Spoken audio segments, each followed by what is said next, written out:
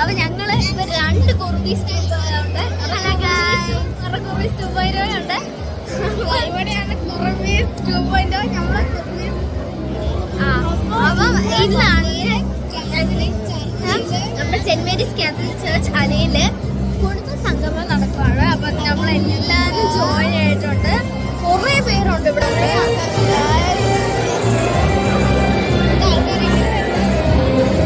ഞങ്ങളുടെ ഒടുക്കി നമുക്ക് എൻജോയ് ചെയ്യാം. സ്ഥിരം കർത്താവിനോട് പ്രാർത്ഥിച്ചിരുന്ന മത്തായി ചേട്ടൻ സ്വർഗത്തിൽ നിന്ന് എന്തോ ഒരു സന്ദേശം പറഞ്ഞു കിട്ടി.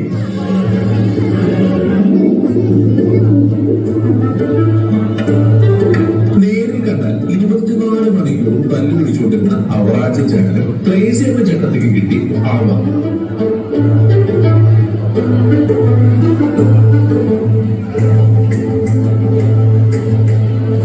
പള്ളിയിലെ പാട്ടുകാരി അന്ന പാട്ട് നിർത്തി ആദ്യമായി ജെന്നിയെ നോക്കി പുച്ഛിച്ചത് അത് കണ്ടിട്ടാണെന്ന് അവരും മനസ്സിലായില്ല.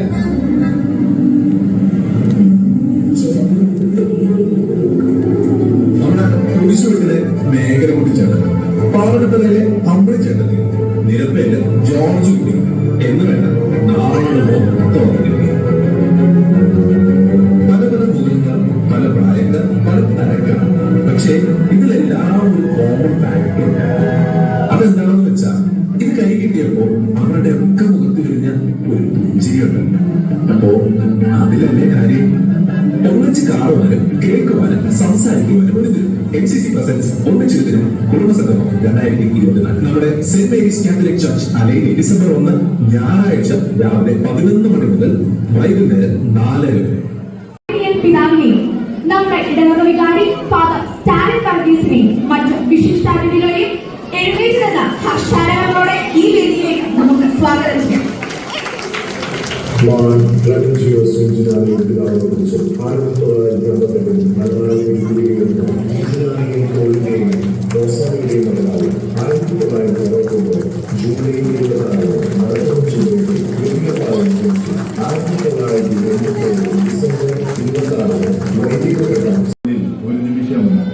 ഒന്നിച്ച് ഒരു ദിനം ഒരു കുടുംബ സംഗമം ചേരുവാൻ നമുക്ക് സാധിക്കുന്നതെന്ന് എത്രയോ മനോഹരമാണ്.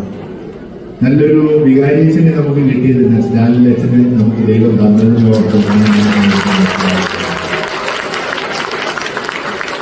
അച്ഛന്റെ നല്ല നേതൃത്വം അതുള്ളത് കൊണ്ടാണ് കൂട്ടായ്മയോടുകൂടെ നമുക്ക് ഒരുമിച്ച് മുന്നോട്ട് പോകാൻ സാധിക്കുന്നത്. അതോടൊപ്പം തന്നെ ഇതിന് നേതൃത്വം നൽകുന്ന എല്ലാ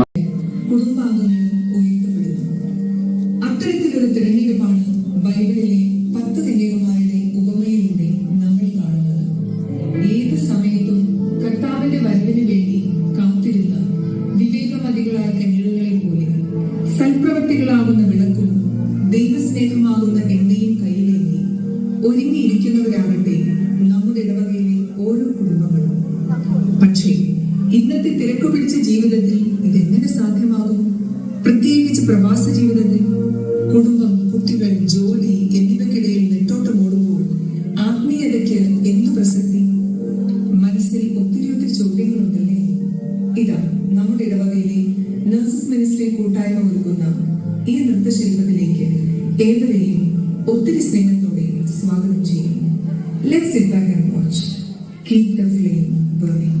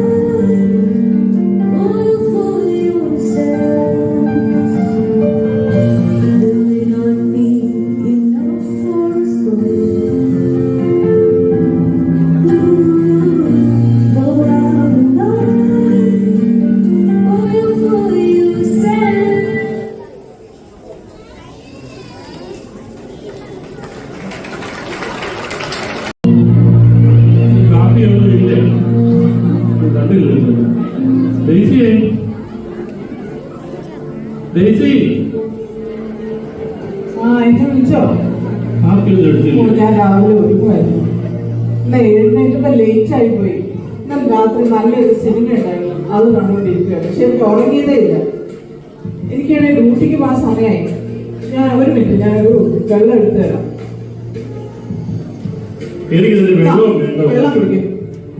എനിക്ക് വെള്ളമൊന്നും വേണ്ട. എനിക്ക് എന്താ വേണ്ടതെന്ന് എനിക്കറിയാം. എനിക്ക് വേണ്ടതൊക്കെ അകത്തിരിപ്പുണ്ട്. ഞാൻ വേണേ കുടിച്ചോളാം. രാത്രി മുഴുവൻ സിനിമകളായിട്ട് പകൽ മുഴുവൻ മൊബൈലിൽ തോണ്ടിക്കൊണ്ടിരിക്കുകയാണ്. കൂടുതൽ ഭക്ഷണം പോലും ഇല്ല. എനിക്ക് വയ്യ ഈ രാത്രിയിലെ ഡ്യൂട്ടി കഴിഞ്ഞിട്ട് ഈ ഭക്ഷണം എല്ലാം ഉണ്ടാക്കാൻ. അതൊക്കെ ഫ്രിഡ്ജിൽ ബ്രെഡ് ഇരിപ്പുണ്ട്, അതെടുത്ത് കഴിച്ചു. അല്ലെങ്കിൽ പിന്നെ നിങ്ങൾ വെളിയിൽ പോയി കഴിക്കും. ഓ, വീട്ടിലാണെങ്കിൽ ഒരു സ്വൈര്യമില്ല. ഹോസ്പിറ്റലിൽ ചെന്നുള്ള കാര്യം പറയും. എനിക്ക് ഇതിന്റെ ബ്രെഡും വേണ്ട, കാപ്പിയും വേണ്ട. ഞാൻ എന്റെ ഫ്രണ്ട്സിലൂടെ പൊക്കോളാം. ഇനി വൈകുന്നേരം വരുമ്പോൾ 2 കാലയിലാണ് 4 കാലയിലാണ് പറഞ്ഞുകൊണ്ട് വരുന്നത് കേട്ടോ. ആ, എനിക്ക് പിന്നെ അതിനല്ലേ നേരം. എന്ത് നല്ല വീട്, ഒരു പൂജയില്ല, പ്രാർത്ഥനയില്ല. എന്തിന്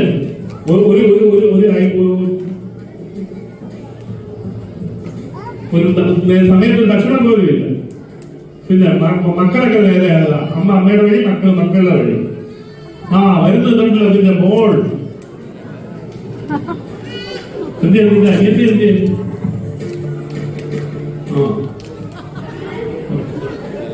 ആ മൊബൈൽ ഒന്ന് താഴെ വെക്കാവോ? കോളേജിൽ പോകുന്ന പോക്ക് കണ്ടാ മതി. നിന്നെ കണ്ടല്ലേ അത് പഠിക്കുന്നത്. പിന്നെ രാവിലെ ഇത് മൂട് കളയരുത് കേട്ടോ. എനിക്ക് പോകാൻ നേരമായി, ഞാൻ പോവാം. അല്ലെങ്കിൽ തന്നെ ലേറ്റ് നമ്പറാന്ന എല്ലാവരും പറിച്ചില്ല. എന്തൊരു ജന്മമാണ്.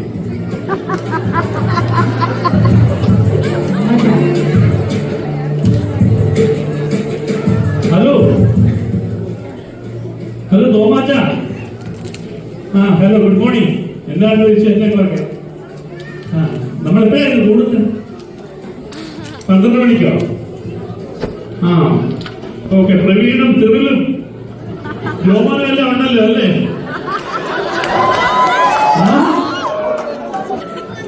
ബോണിയും വരുന്നുണ്ടോ? നമുക്ക് താർക്കണം കേട്ടോ. ഓക്കെ.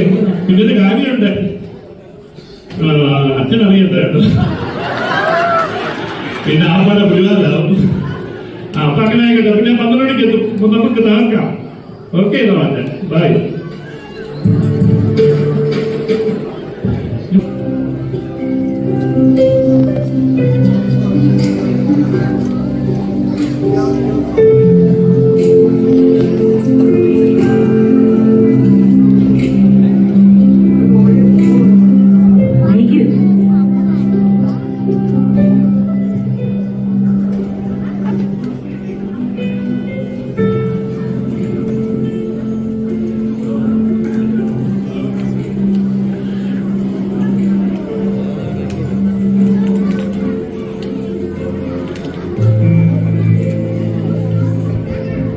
കർത്താവിന്റെ ദൂതൻ അവർക്ക് ചുറ്റും പാളയം അടിച്ച് അവരെ സംരക്ഷിക്കും. അവരുടെ ജോലി മേഖലയിൽ അവർ തൊടുന്ന രോഗികൾ ദൈവസ്നേഹത്തിന്റെ കയ്യിൽ ചാരപ്പെടും.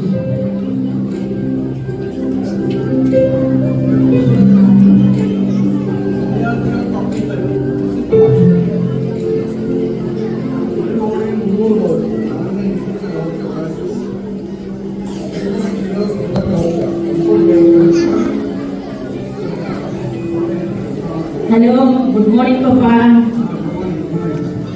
എന്തൊക്കെയാണ് ഇന്നത്തെ വാർത്തകൾ? ആണോ? അതെന്താ എന്നാ നെഗറ്റീവ് വാർത്തകൾ? മോഷണം, തമ്മിൽ തല്ല്, ഒളിച്ചോട്ടം, ഇതൊക്കെ തന്നെ വാർത്തകൾ. പിന്നെ ഞാൻ ബ്രേക്ക്ഫാസ്റ്റ് ഒക്കെ റെഡിയാക്കി വെച്ചിട്ടുണ്ട്. ഉച്ചയ്ക്കുള്ള ഫുഡും എല്ലാം ഫ്രിഡ്ജ് റെഡിയാക്കി വെച്ചിട്ടുണ്ട്. അയ്യോ, എനിക്ക് പോകാൻ സമയമായല്ലോ, ഞാൻ പോയി റെഡിയാകട്ടെ. അവരെഴുന്നേറ്റ് എപ്പോഴേ റെഡി ആയിക്കൊണ്ടിരിക്കുകയാണ്. സ്കൂളിൽ പോകാൻ സമയമായല്ലോ.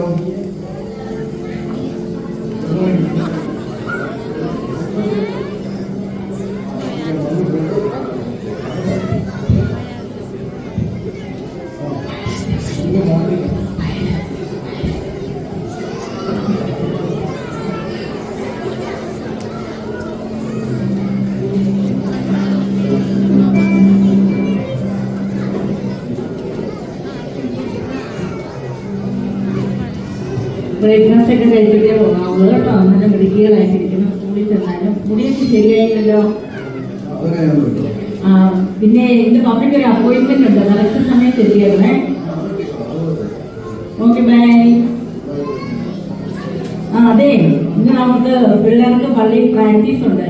വയറിന്റെ അല്ലല്ല, നമ്മുടെ കുടുംബസംഗമത്തിന്റെ കറക്റ്റ് സമയത്ത് അവരെ കൊണ്ടുപോയിക്കണേ.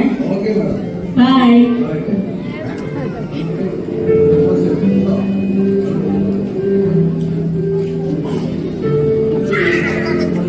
നമുക്ക് ഈ വീടിന് വേണ്ടി എത്ര ഡെഡിക്കേറ്റഡ് ആണെന്ന് അറിയുമോ കേട്ടോ.